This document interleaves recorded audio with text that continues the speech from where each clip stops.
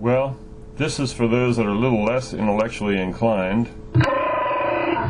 So, oh, like Chewbacca here. But no, this is not quite as difficult as, or as complicated as what we learned in the last lesson. So, and this isn't in your book. I think we can solve this kind by using something like undetermined coefficients. And if you recall, that was much nicer than variation of parameters in Unit 3. So, I only discuss how to find the xp because you already know how to find the xc from the last actually 3 or 4 sections. So we'll put that together, and it's not in your book. Okay, so how do we solve the non-homogeneous system dx dt 2x plus 9y minus 3e to the t and dy dt equals x plus 2y? Well, first we need eigenvalues and eigenvectors, so this is the same as usual. So this is lambda squared minus 4 lambda plus 4, and then minus 9. So lambda squared minus 4 lambda minus 5 equals 0, lambda equaling 5 and negative 1. And for lambda equal negative 1, 2 minus negative 1 makes a 3, and the 9 stays there, and 2 minus negative 1 makes another 3 there. So 1/3 times row 1, and then add row 1 to row 2. We get this reduced echelon form. We cannot solve for k2, so we say k1 plus 3 k2 equals 0, so k1 equals negative 3 k2, so there is our eigenvector associated with negative 1. For lambda equal 5, 2 minus 5, negative 3 here, 2 minus 5, negative 3 there. Multiply the top row by negative 1/3, we get a 1, a negative 3 is 0, and then add negative row 1 to row 2, we get this row reduced matrix. So our eigenvector associated with lambda equals 5 is similarly k1 minus 3k2 equals 0, so k1 equals 3k2, so this is our eigenvector associated with 5, or any multiple of this.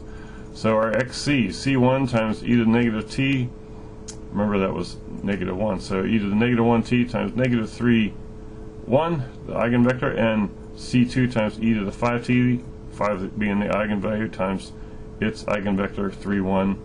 And so another way of writing that would be as a fundamental matrix, negative 3 e to the negative t in the northwest corner, and 3 e to the 5t in the northeast corner, and 1 e to the negative t in the southwest corner, and 1 e to the 5t in the southeast corner, times our vector of constants c1, c2.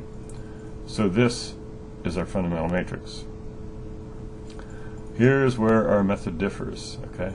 Because you know, once we get our fundamental matrix, then this, I'll highlight it, this is our xc, and what we need is an xp, and then we can add the two together, and we've got our general solution.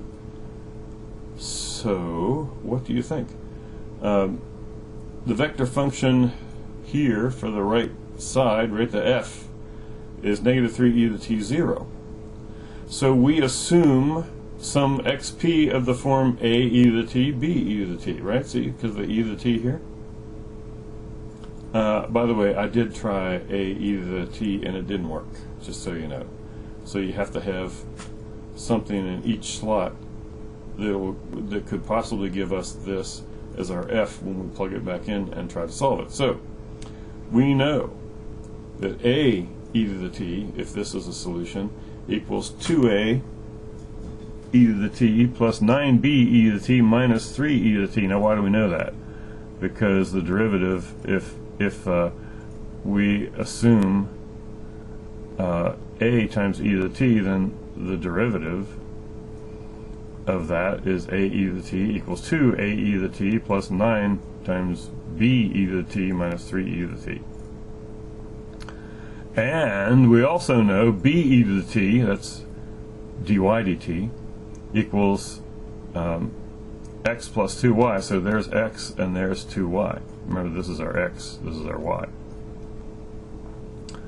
And so what does that mean? That means a plus 9b equals 3. That comes from this equation. Just divide out by the e to the t. And we also know from this equation that a plus b equals 0. So b equals 3/8, A equals 3/8, and our XP is 3/8 times e to the t in each slot, and our general solution is therefore XC plus XP, which is our XC that we found before, fundamental matrix times constant vector C1, C2, plus the XP that we found by undetermined coefficients.